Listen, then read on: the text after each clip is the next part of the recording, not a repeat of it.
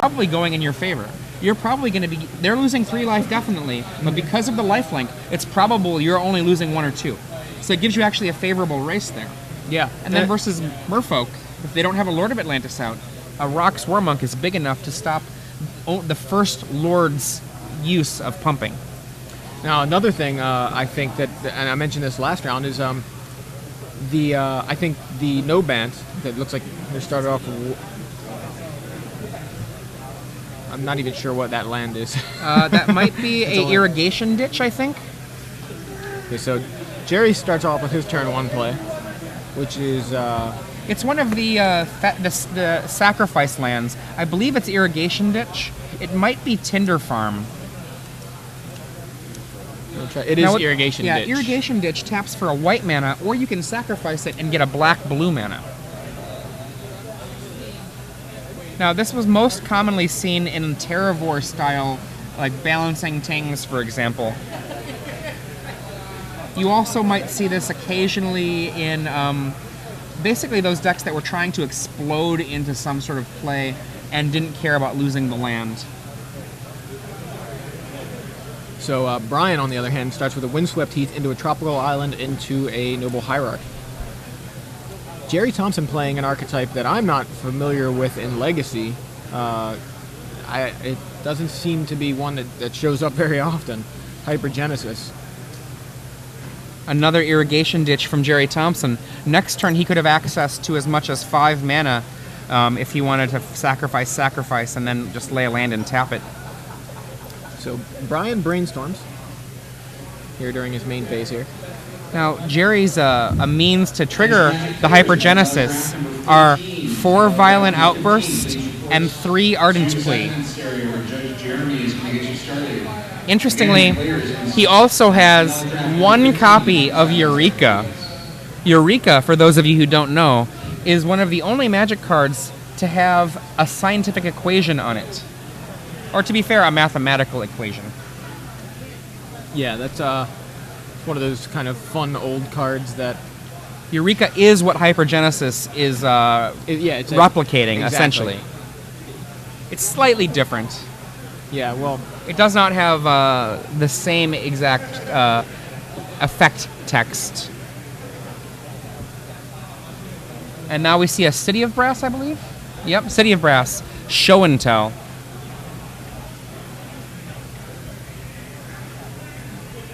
And I think I see an Emrakul in his hand.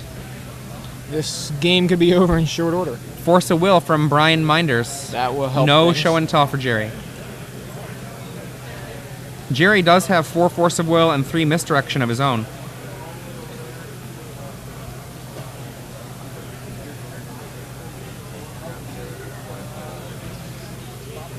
We get a Tundra from Brian Meinders.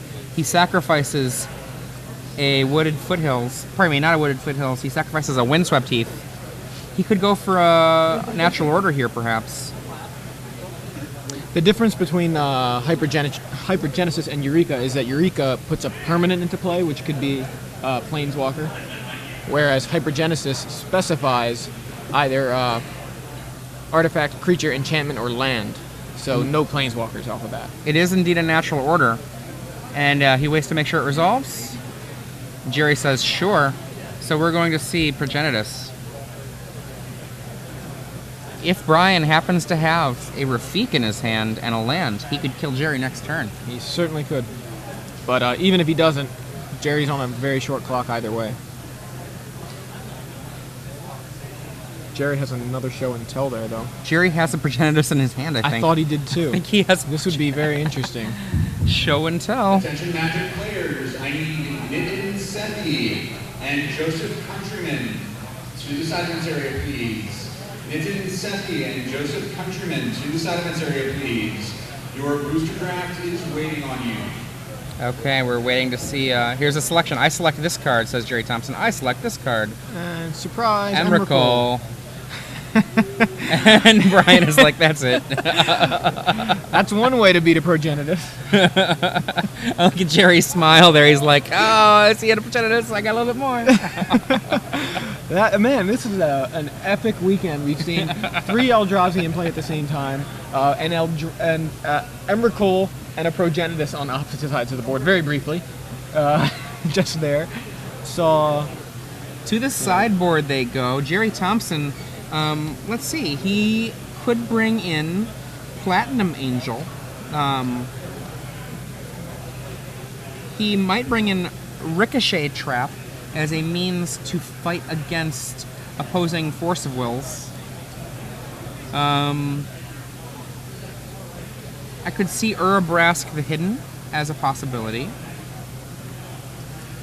And he has a lot of Spirit Guide action in his sideboard. Yeah. I'm not sure what that's for. I know what they do. Right, He's got 2 Elvish Spirit Guides and 3 Simian Spirit Guides. Just Perhaps in more- some matchups he needs to go turn 1 Hypergenesis. I mean, it's potential. I mean, he can go turn 1. He can go turn 1 Hypergenesis. He can go turn 1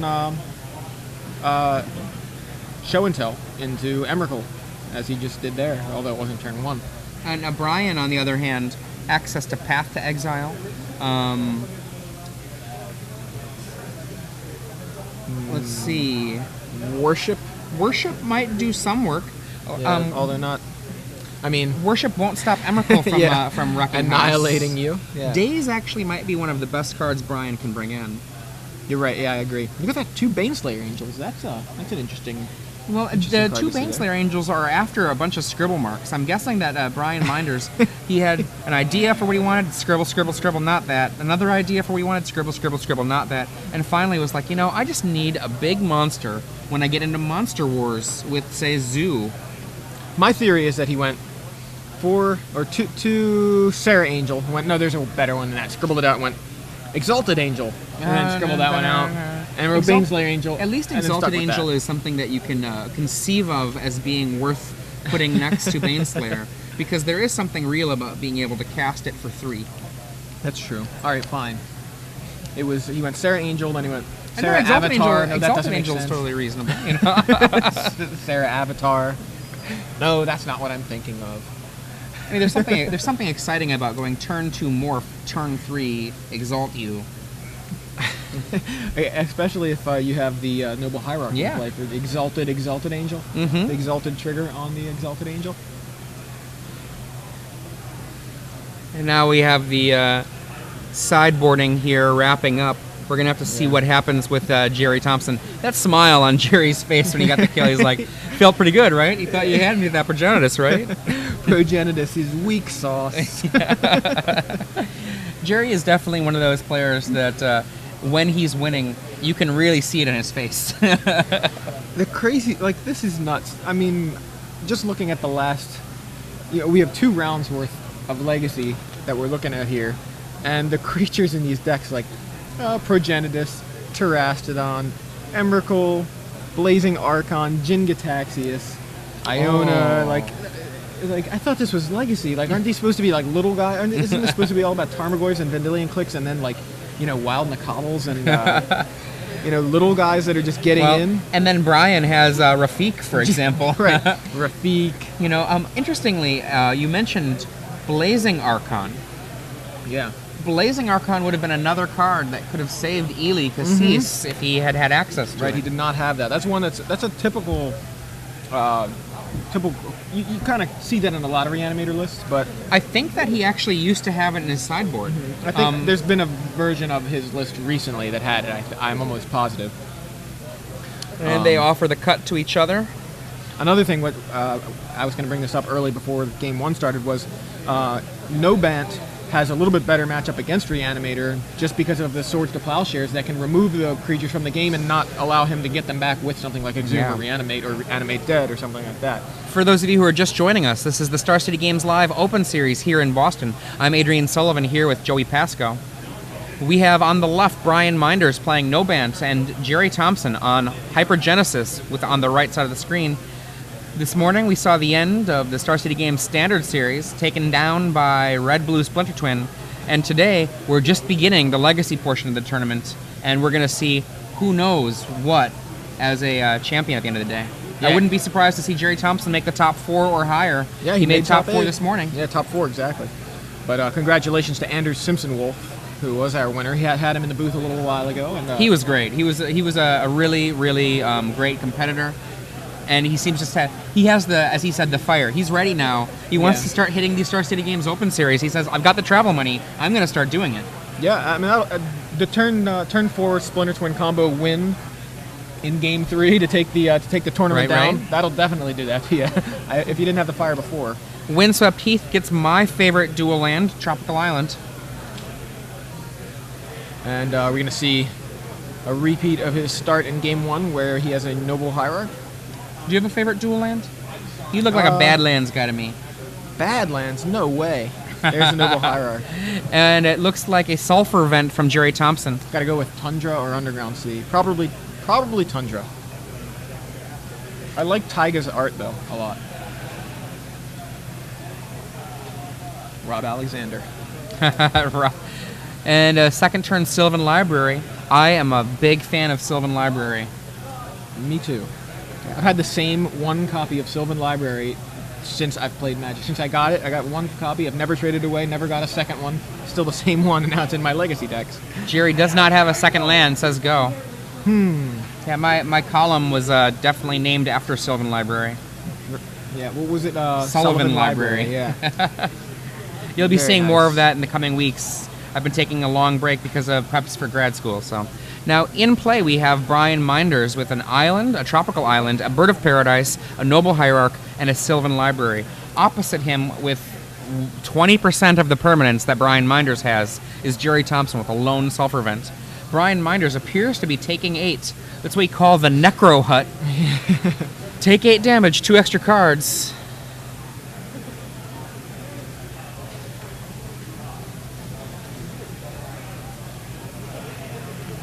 Yeah, Gerry seems to be very far behind here, but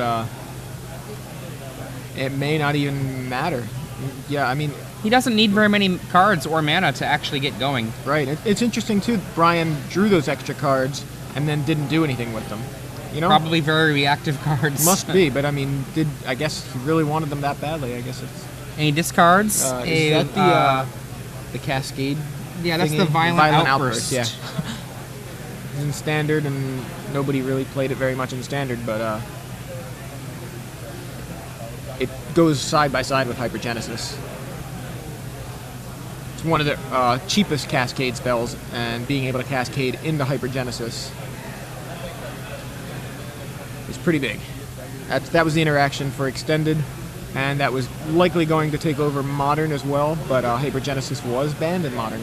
We're going to be talking quite a bit about Modern, I think, today in between rounds. I love Modern. I mean, I love the format so far. Yeah. But I have my reservations about how it's being done for Philly. We'll talk about that in a Yeah. bit. I'd love to hear your opinion there. 4 or 5 mana. What do we got? Acidic Slime, no. Baneslayer Angel from the board. There it He is. brings in Baneslayer. Is it Huh. It's not you. The computer just keeps rebooting for some reason. Oh, wow. Good. Baneslayer Angel, as we were saying, not something you expect to see here in Legacy, but 5/5 still beats for 5 damage and gains you 5 life. That's right. We'll be actually beating for 6. That's now, true. Baneslayer with Sylvan Library is a nice little engine. Yeah. I'll just take 8 again. Attack. Yeah. I think Gerry has an Emrakul in hand. Not doing him any good right now, but there's Rafik and many. Peak. Oh, my goodness. gosh. This is what is this? Is he just playing a standard deck from last year? I'm not. He's like, might as well force a will that. That's a pretty rough card there. I mean, Rafik would mean that Baneslayer and force a will fight over the Baneslayer's gonna swing and for Rafik. 12. No, for 14. Oh, for 14, you're right. Another force of will, double force Oh my over gosh, Rafik. there's 4 force of wills on the table right now. 1 removed from the game, 3 on the stack. I mean, that seems like a worthwhile fight for Gerry. Sure, why not? He removes a Progenitus, which is somewhat relevant.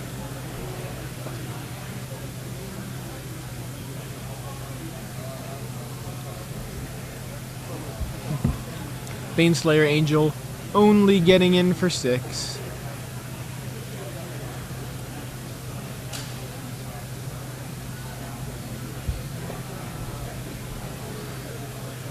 All right, Jerry, what do you got? Sacrifices for 2 mana. Taps Days for 1. 1. Violent Outburst. There are very few targets in his deck. I believe it's only the 2 Hypergenesis. Yeah, he should have. It's very likely he just set it up that way. And I'm pretty sure. yeah, looking at the list quickly, it's definitely nothing else he can hit but Hypergenesis. So we have a Daze, Wow. which That's looks pretty like it devastating. successfully countered it. No, wait. Oh, because of the he dazed the Violent Outburst, and Jerry's like, that's fine. Because remember, the trigger, the Cascade trigger is the You're right. thing to deal with there. I thought, like, okay, he's going to get the Hypergenesis, and then he's going to get dazed. And like, nope, we didn't even get to that point. He dazed the Violent Outburst. Yeah. Oh my. Oops. That was like a Demigod of Revenge mistake all over again, right? That whole thing. Where it's like, counter your Demigod. Sure, it comes into play when... Oh boy, it's Chroma's Memorial, and in hand, I see... Another Squidward. I see an Emrakul. Squidward! Here's Emrakul. Here's another Have a Baneslayer. Baneslayer. I will attack with Emrakul. And it doesn't tap because I've got the the Memorial out. Right, the Chroma's Memorial gives Emrakul, well, flying, first strike, vigilance, trample, haste, protection from black, and protection from red. Oh my. Brian Meinders' side of the board, annihilated. Annihilated. Does he have a Progenitus in play? Is that?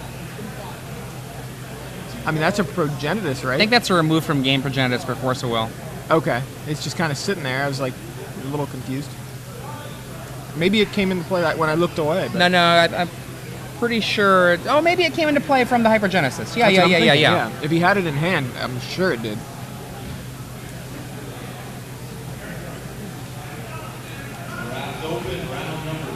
One thing that Chroma's Memorial does not give is lifelink, and Jerry's only at 11. So Theoretically, if he kept the Noble Hierarch and the Progenitus, he could live. But I don't think he can do that. I think he doesn't have enough permanence. 1. Oh, he might have it. 2. Oh, maybe he doesn't see it. 3, 4, 5.